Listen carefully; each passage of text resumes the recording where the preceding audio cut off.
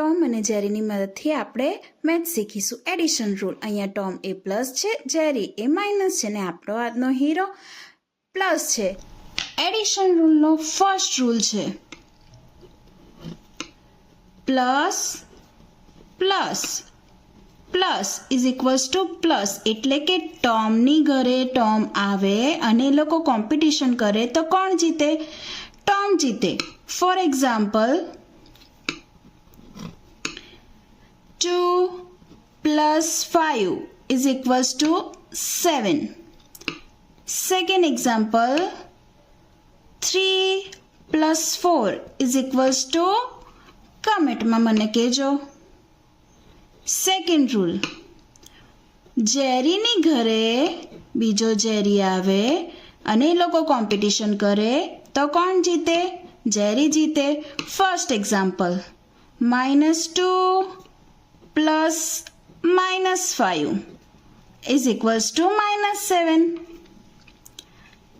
Second example, -3 plus 4 is equals to, કમેન્ટમાં મને કહેજો. થર્ડ એક્ઝામ્પલ, હવે જેરીની ઘરે ટોમ આવે અને એ લોકો કોમ્પિટિશન કરે તો કોણ જીતે? અથવા તો ટોમ જીતે અથવા તો જેરી જીતે. આપણે બંનેના એક્ઝામ્પલ જોઈએ. ફોર એક્ઝામ્પલ, ફર્સ્ટ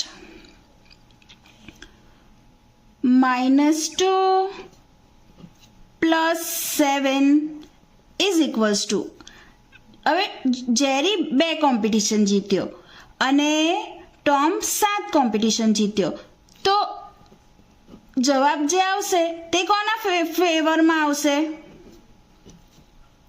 -2 plus 7 કેટલા થશે? 5, અને 5 કોણ જીતશે? ટોમ જીતશે, એટલે અહીંયા પોઝિટિવ સાઇન આવશે.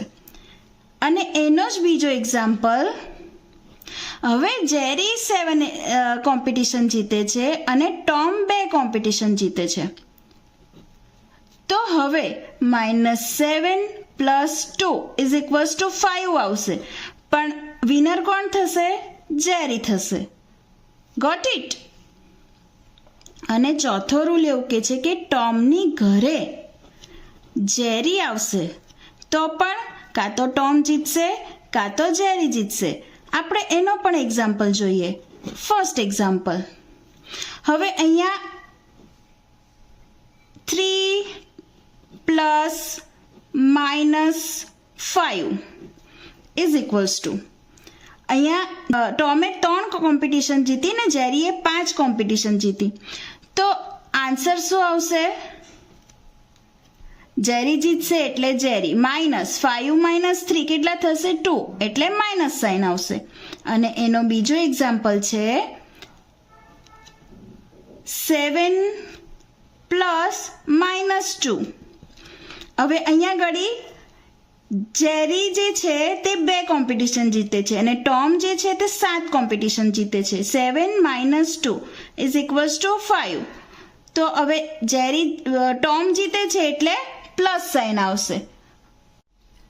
હવે અહીંયા ઘડી નંબર્સની જગ્યાએ તમે કોઈ પણ તમારા જે નંબર્સ આવતા હોય તે લગાવીજો ને અહીંયા ઘડી સાઇન આવી રીતે યાદ રાખશો તો તમને કોઈ દિવસ આમાં ભૂલ નહીં પડે. Thank you.